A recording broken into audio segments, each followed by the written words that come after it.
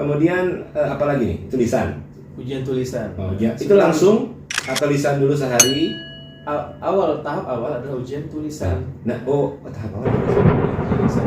Tahap awal justru tulisan Tulisan dulu. baru ujian lisan. Nanti ada pengumuman, nggak menunggu berapa lama? 3 hari, 2 hari? Tidak. Biasanya dalam 1 hari itu akan dilaksanakan 2 ujian tersebut.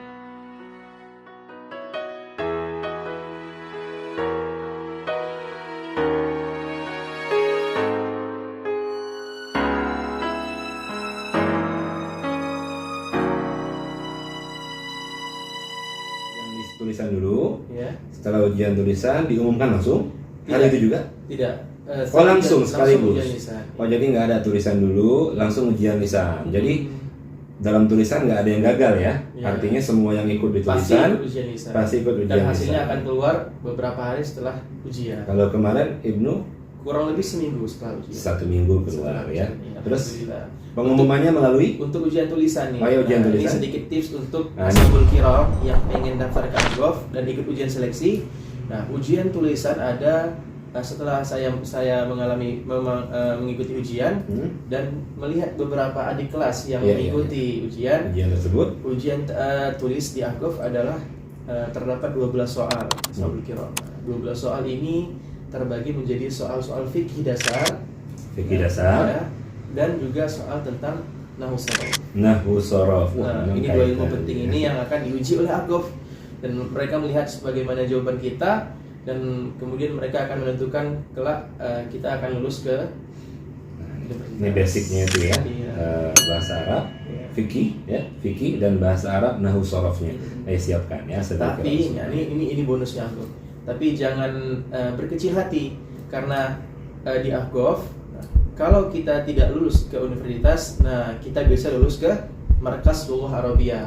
Ini Markas Lughah Arabiyah ini untuk yang tidak lulus ke universitas, jadi akan lebih diperbaiki lagi bahasa-bahasanya. Maksudnya dikirim tetap?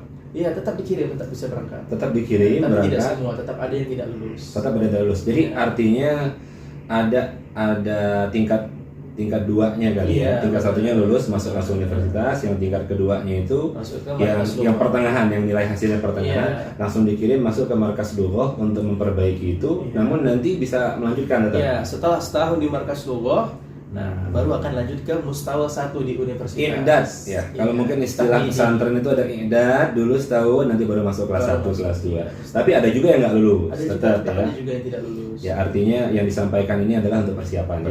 Dan alhamdulillah nih info terbaru buat ashabul kiram. Dan saat ini Al-Argov sedang membuka pendaftaran. Hari ini? Iya. Ini hari ini tanggal 28 Mei. Salah, pendaftaran sampai bulan Juni mungkin pertengahan. Sampai bulan Juni ya. Mudah-mudahan saya sudah ngupload ini sebelumnya, tapi kalau enggak share-nya di linknya di-share di deskripsi YouTube Azah. Dan semoga ashabul kiram tertarik untuk belajar di negeri 1000 wali ini. 1000 wali. Dan pastinya nanti saya akan tampilkan juga Instagramnya Ibnu ya.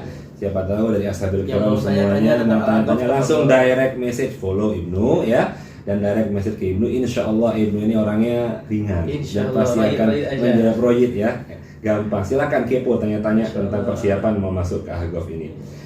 Baik Ibnu, selanjutnya, setelah dikirim ke sini, bagaimana nih penyesuaiannya, melihat kondisinya, terus menyenangkan? Sebelum itu, untuk ashabul kiram yang Anissa, ada yang nisanya juga.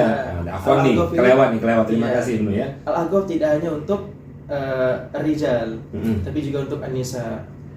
Dan khusus untuk Anissa ini, mereka belajar tetap di Mukalla karena dekat dengan Abuya Abdullah Baharun. Ya. Kekhususan untuk yang nisa hanya di Mukalla saja, tidak dikirim musawa selanjutnya ke sana ya. Dan mungkin akan berziarah setahun sekali ke Tarim. Di bawah ada kesempatan ke Tarim, masya Allah. Iya, masya Allah. Jadi ada fakultas banat dan ada fakultas banin di Argov ini, dan masya Allah. Lil banat wa lil banin, masya Allah sudah masyhur kenal di istilah beberapa daerah di Indonesia ya, madrasah lil banat dan lil banin. Tapi walaupun ada fakultas banat dan banin, tetap juga ini tetap terjaga di lingkungan Argov sendiri dan tidak bisa bertemu. Oh, artinya benar-benar bukan satu ma'had dipisah gitu, bukan? Tidak. Tapi ma'had ini khusus buat laki-laki. Ini untuk asrama putra jauh, ini asrama putri jauh. Tapi dalam satu lingkungan. Satu tetap pagar? satu lingkungan. Oh, Ya. dalam satu pagar tapi jauh. Tapi sudah ada aturan-aturan dari Ahqaf sendiri yang tidak membolehkan untuk berselisihnya antara banat dan banin Ahqaf. Wah, tidak seperti Iya. pesantren-pesantren ya, termasuk Tidak. pesantren saya dulu ya. Ada banat, ada banin, tapi kalau yang banatnya mau ke matbah, boleh berselisih. mau ke matbah kan pasti lewatin masjid. Benar. Kita yang lewat juga ya ketemu gitu. Ini nggak sama sekali. Tidak. Strict ini ya. Iya. Berjaga hati kita juga ya biar tidak lalai ya, maksudnya seperti itu. Baik, nanti selanjutnya proses ketika sudah masuk, Iya. datang ngelihat Ahqaf, suasananya saat belajarnya itu apa kondisi hati? Cerita Masya dong. Allah. Untuk ashabul kiram mungkin yang bakal belajar ke sini nih. Nah, kita yang awal-awalnya dulu sampai ke sini, Ya. pertama kali itu tidak bisa langsung memahami perkataan-perkataan guru di kelas, ustadz-ustadz di kelas, syekh-syekh di kelas. Sama, saya Iya. juga datang ke sini, ini bahasa. Bahasa berbeda dengan bahasa Arab yang kita pelajarin, masya Allah. Kita ya. berusaha banget. Kita berusaha, ya. Dan masya Allahnya lama kelamaan kita Ya. bakal paham sendiri gitu. Mungkin kita belajar di bahasa Arab di Indonesia, tapi sampai di sini Ya. kita harus lebih memahami bahasa-bahasa asli dari orang Yaman sendiri, orang Arab sendiri. Bahasa amiah lah istilahnya. Iya, ya. bahasa Arabnya dan juga terkadang lahjahnya mereka atau logatnya mereka Logatnya itu mereka beda. berbeda dengan fusah kita pada biasanya. Oh, Contohnya ya masya Sobat Kiram. Contoh nih. Nah, contoh ketika kita di Indonesia belajar siapa nama kamu, nah bahasa Arabnya Mas Muka. Mas Muka. Mas Muka. Nah, mungkin kalau sudah bagi orang yang sudah berada di Yaman ini terlalu formal. Terlalu formal, Mas Muka. Nah, ya. nah, kalau di sini bahasa di sini contohnya menjadi Ismakman. Itu balik aja, Ismakman. dibuat mudah Ismakman Iya, ya.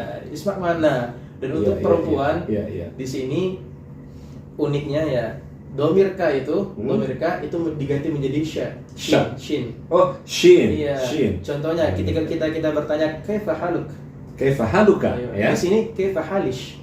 Oh, kaifa halish. Ini untuk Kaifa halish. wanita. Untuk bertanya kepada wanita. Khusus untuk wanita. Kaifa halish. Semuanya berarti ya. Iya. Domir ka-nya itu ki ya. Ki, Kaifa haluki. Shi. Oh, jadi she. Iya, Kaifa halish. seperti contohnya Ismakman. Ismakman. Ismash. Ismish ish. Ismish. Ismish.